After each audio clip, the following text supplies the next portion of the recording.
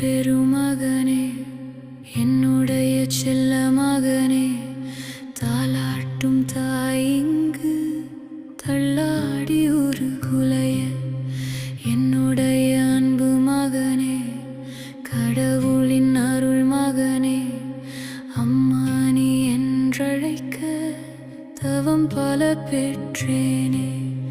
மகனே மகனே அம்மா என்று கூப்பிடு. மகனே மகனே என்னோடு கொஞ்சம் தங்கிடு.